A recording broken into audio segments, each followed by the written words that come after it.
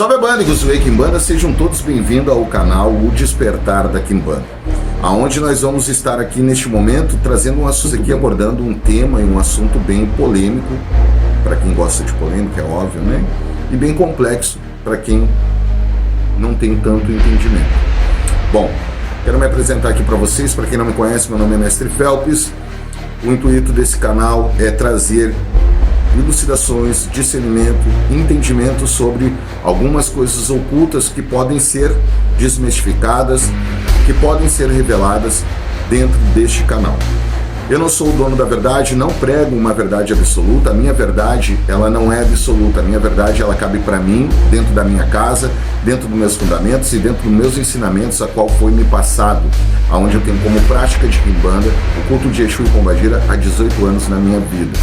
Sou iniciador dentro desses cultos, tenho a minha casa aberta, tenho filhos e pratico o culto de Exu e Pombagira há 18 anos.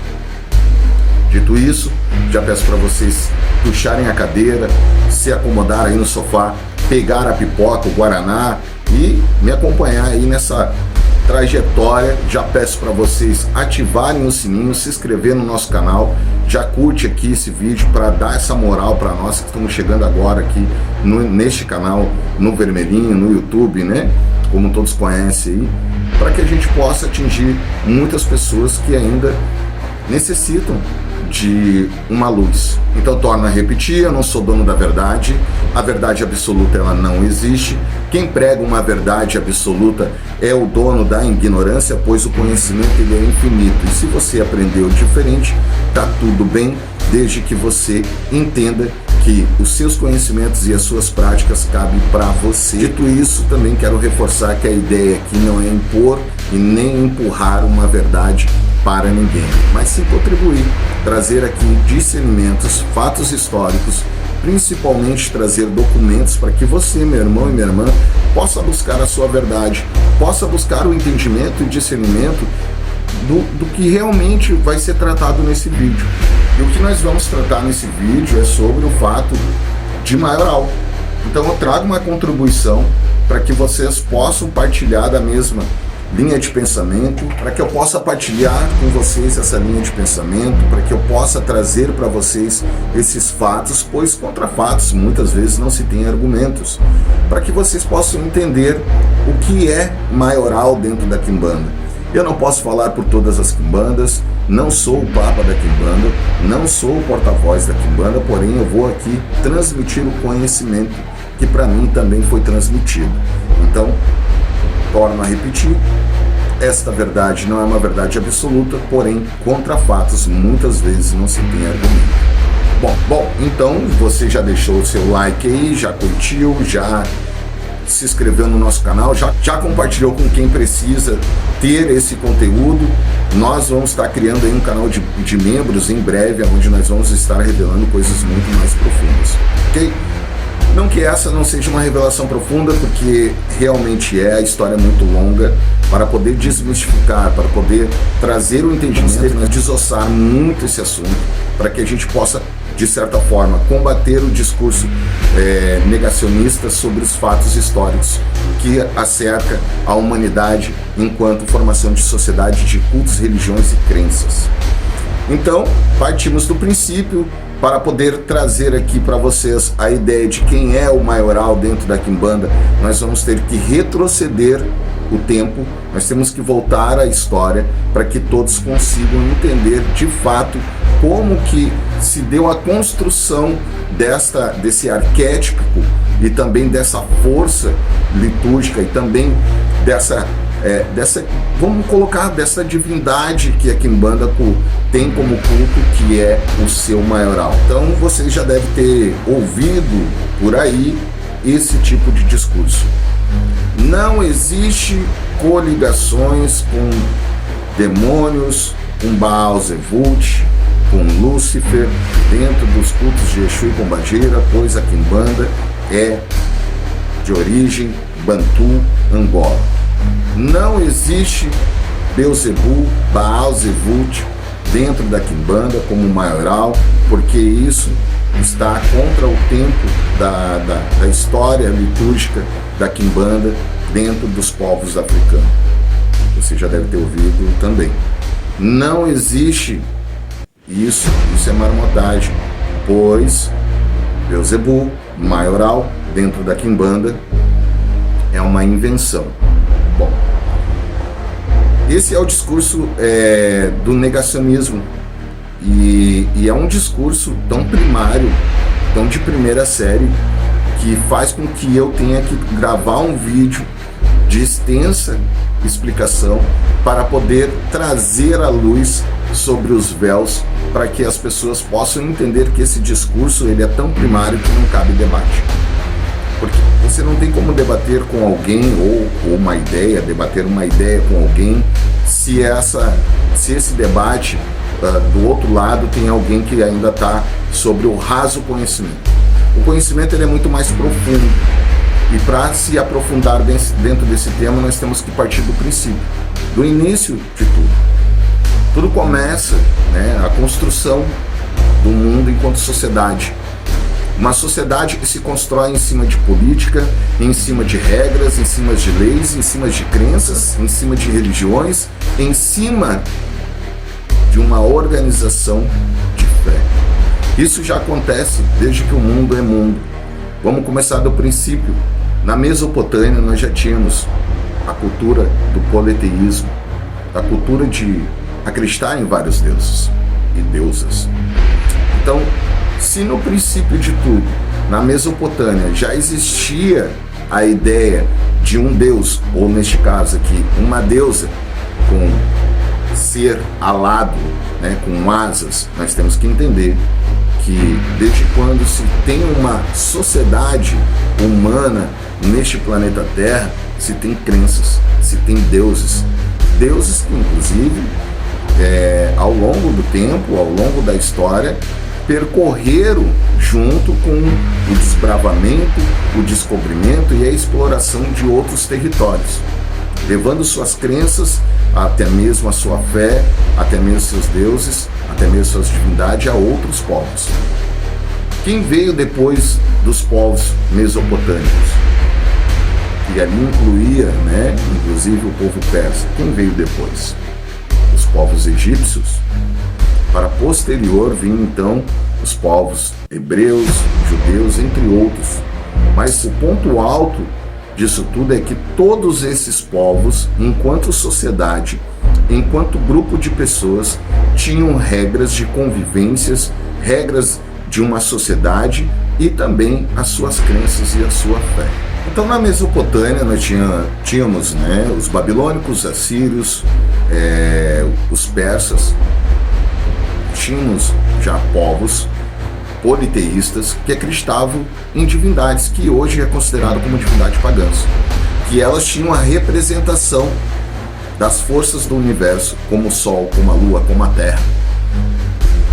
E isso se escorreu ao longo do tempo, se espalhou através da exploração de outros povos, de outras terras. Ao chegar nesse contexto histórico, nós temos que entender que a construção de uma sociedade, ela não parte do princípio de um povo. Um povo, ele tem influência de outros povos, seja na sua linguística, seja na sua cultura, seja na sua gastronomia, seja nas suas artes. As influências de outros povos sempre existiu em todas as sociedades do mundo. Não existe hoje um povo que não tenha sofrido influência de outros povos. Então, apagar o contexto histórico e trazer um discurso negacionista sobre a ideia de uma divindade atribuída à força do universo e aos elementos e aos seus elementais da natureza é negar a existência do mundo. E o negacionismo ele vem para tentar lacrar. Ele não vem para tentar discernir ou contribuir com o entendimento. Nós temos então também, posterior ao povo da Mesopotâmia, nós temos os povos dos antigos Egito, que existiu várias dinastias. E por lá também sempre se existiu o culto a divindades, que inclusive são consideradas divindades pagãs. Diga-se de passagem que o antigo Kemet que ali habitavam no Antigo Egito já tinham conhecimento do que era hermetismo, do que era Cabalá, do que era as forças divinas do Sol, da Lua, da polaridade, da dualidade. Inclusive no Antigo Egito surge a primeira faca iniciática. Dentro das iniciações das escolas mágicas de magia do Antigo Egito se tem a primeira faca iniciática que veio do céu, ou seja, de uma pedra de um meteorito, que foi então uma faca que está aí para todo mundo encontrar o registro histórico deste artefato que foi encontrado no Antigo Egito. E negar a ideia do conhecimento das leis herméticas, negar o conhecimento da magia, negar o conhecimento das divindades e até mesmo do culto aos mortos, pois no Antigo Egito já se tinha a adoração ao poderoso morto, ou até mesmo aos portais da morte, como Anubis, é apagar a história. E quando nós falamos deste apagamento, nós falamos do conhecimento raso, ou do discurso que cabe somente para aquela ideia,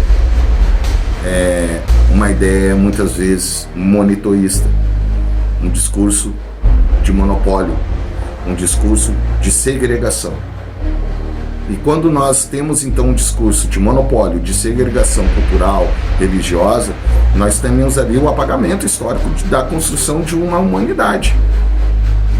Então, ao decorrer desse tempo todo, nós temos que entender que tanto na Mesopotâmia, no Antigo Egito, a construção de uma sociedade veio baseada nas suas crenças a divindades, a deuses, deusas, assim como no Antigo Egito também já se tinha as práticas de magias, iniciações dentro das criptas, culto aos mortos, faca iniciática. Como negar os fatos? Mas Phelps, espera aí, aonde você quer chegar? Mesopotâmia, Antigo Egito, Canaã, os cananeus, judaísmo, o que tem a ver com a Quimbanda? O que tem a ver com Exu e Pombagira? Exu e Pombagira vem da Angola, dos povos bantus da África. Um discurso, uma fala de pura ignorância, de puro egoísmo. Por quê? Quando nós falamos de África, nós temos que entender que a África não é somente um país, que a África é um continente. O Antigo Egito faz parte desse continente. O que nós temos hoje como Mesopotâmia, ou como nós temos hoje a questão até mesmo dos povos de Canaã, é muito próximo a esses povos. E para aquela época de exploração, de descobrimento, não era difícil esses povos ter contato com outros povos, ou em tempos diferentes também. Ter deixado alguns vestígios históricos dessas passagens. De passagem, no Brasil também se tem alguns vestígios desses povos da Mesopotâmia. Mas Phelps, mesmo assim, não faz sentido o que você está falando. Pois Exu e Pombagira vem dos Bantus, da Angola. O que o senhor está falando não faz sentido. Bom, vamos lá, vamos entender. Torna a repetir. O conhecimento, ele é muito mais profundo. Muito mais profundo. Por quê? Quando nós falamos sobre Quimbanda, nós estamos falando de um culto ao poderoso morto, conhecido como Exu e Pombagira, aonde ele teve a sua construção em terras brasileiras, não em África, não em Angola. O culto de Quimbanda, o culto de Exu e Pombagira é brasileiro. E pasme, e para quem traz um discurso dizendo que não há uma relação com Exu e Pombagira, é negar a inteligência dos nossos antepassados, dos nossos ancestrais que viveram sobre essa terra e que em algum momento da vida também se depararam com outros povos, com outras culturas, com outras crenças, com outras religiões, com outras divindades. diga-se de passagem, Phelps, judeus não tem nada a ver com a África. Um discurso bobo. Porque a pergunta que eu lanço aqui, por que será que a Etiópia não foi colonizada?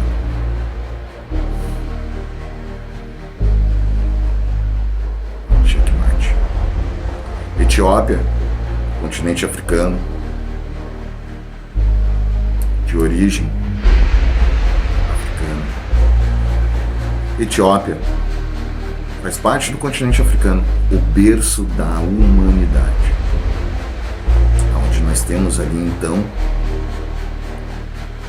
os europeus africanos, descendente de Maqueda, rainha de Sabá, os filhos de Salomão, segundo conta registros. Que inclusive a Etiópia tem uma relação com o cristianismo e com o judaísmo tão grande que eles têm a própria Bíblia da Etiópia. E dizem que tem os artefatos dos contextos históricos da Bíblia, como a Arca da Aliança. Talvez os etíopes africanos não tenham nada a ver com a ancestralidade. Apagamos a história da Mesopotâmia, apagamos a história do Antigo Egito, apagamos a história da Etiópia. Apagamos a história da Etiópia para poder reforçar a ideia burra, negacionista,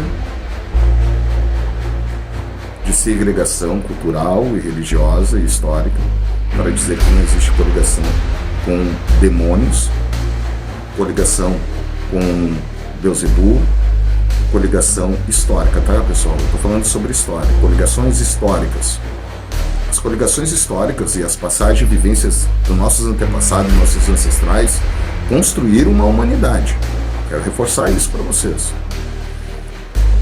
Então, dizer que os nossos antepassados, nossos ancestrais nunca tiveram contato com o conhecimento das divindades pagãs, das divindades da Mesopotâmia, das divindades do Antigo Egito, das divindades dos povos persas, das divindades do judaísmo, da Babilônia, é negar os fatos. A Etiópia tem um conhecimento único, uma Bíblia africana. E aí as pessoas dizem para mim que a Exu Pombagira não conhece nada sobre o ocultismo, nada sobre deuses antigos, se na própria Bíblia da Etiópia se tem os livros de Enoque, onde lá tem as revelações dos anjos caídos, dos gigantes, do dilúvio, dos deuses antigos, inclusive de Baal.